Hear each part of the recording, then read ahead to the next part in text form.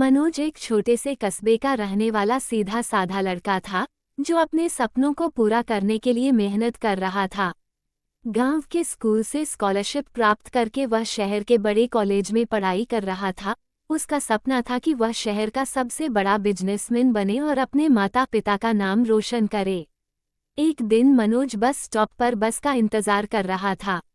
तभी उसकी नज़र एक लड़की पर पड़ी जिसका नाम मधु था। मधु शहर के टॉप बिजनेसमैन में से एक की बेटी थी जो उसी के कॉलेज में पढ़ती थी। स्वभाव में वह काफ़ी जिद्दी थी, लेकिन अपने से बड़ों की इज्जत करना वो बखूबी जानती थी। उस दिन मधु की गाड़ी खराब हो गई थी, जिस वजह से वो बस स्टॉप पर खड़ी थी। मधु को देखकर मनोज को एक अजीब सा एहसास हुआ। आज पहली बार उसने मधु से बात करने की हिम्मत जुटाई। मनोज बोला, आप तो बिजनेसमैन की बेटी है, आप बस स्टॉप पर क्या कर रही है? मधु बोली, मेरी गाड़ी खराब हो गई है तो मैंने सोचा आज बस से ही कॉलेज चले जाएं। मधु के इतना बोलते ही बस आ गई और वो बस में चढ़ गई। मनोज कुछ सोच ही रहा था कि इतने में मधु ने हाथ आगे बढ़ाते हुए कहा, क्यों तुम्हें कॉलेज नहीं जाना? चलो अब चढ़ जाओ वरना बस निकल जाएगी। मनोज बोला, कॉलेज में जैसा मैंने तुम्हारे बारे में सुना था, असल में तुम उससे काफ़ी अलग हो। ये बात सुनकर मधु हंसी और बोली, लोग अक्सर दूसरों के बारे में अपनी राय पहले ही बना लेते हैं बिना उन्हें जाने। मेरे केस में भी ऐसा ही कुछ हुआ। लोगों ने मेरी जिद को मेरी बुराई समझ लिया। थोड़ी ही देर में बस स्टॉप आ गया। उस दिन बस में हुई छोटी सी बातचीत के बाद मनोज और मधु कभी कभी कॉलेज में मिलते और हल्की फुल्की बातें करते। एक दिन कॉलेज में जब एक गरीब स्टूडेंट फीस न भर पाने के कारण कॉलेज छोड़कर जा रहा था, तो मधु ने ही उसकी कॉलेज और हॉस्टल की फीस भरी थी। मनोज को माया की सादगी भाने लगी। धीरे धीरे उसे यह एहसास होने लगा कि मधु सिर्फ एक बड़े बिजनेसमैन की बेटी ही नहीं, बल्कि एक संवेदनशील और समझदार लड़की भी है। मधु के मन में भी मनोज के लिए सॉफ्ट कॉर्नर था। मनोज दिन में पढ़ाई किया करता था और शाम को वह एक गैराज में पार्ट टाइम नौकरी किया करता था ताकि वह अपने परिवार की मदद कर पाए। मनोज की मेहनत और लगन मधु का दिल जीत रही थी।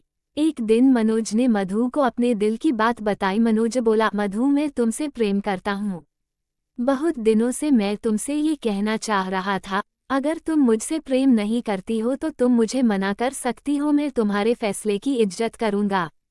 मनोज की बात सुनकर मधु मुस्कुराई और बोली, मैं भी तुमसे प्रेम करती हूँ, लेकिन मैं चाहती हूँ कि पहले तुम अपना करियर बनाओ ताकि जब मैं तुम्हें अपने पिता से मिलवाऊँ तो वो तुम में कोई कमी न निकल पाए। मधु की बात सुनकर मनोज को मोटिवेशन आया। 3 साल उसने मेहनत की। मधु हर कदम पे उसके साथ खड़ी रही। मुश्किल के दिनों में मधु ने उसे सहारा दिया और आखिर वो दिन आ ही गया जब मनोज ने खुद का गाड़ियों का बिजनेस शुरू किया। ये दिन मधु और मनोज की जिंदगी का सबसे बड़ा दिन था। मनोज के पिता अपने बेटे की कामयाबी पर बहुत गर्व कर रहे थे। एक दिन मनोज मधु के साथ अपने गांव गया और उसने मधु को अपने माता पिता से मिलवाया।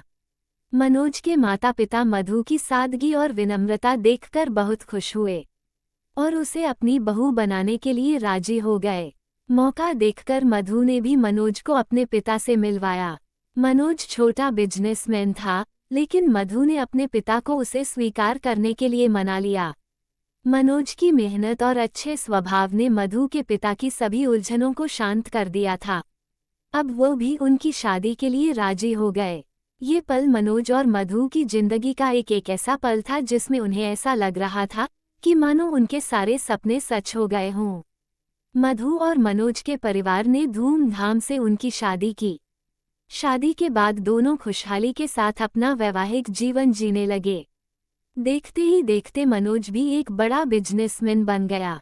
उसे न सिर्फ मधु का प्यार मिला था, बल्कि करियर में भी सफलता मिली थी।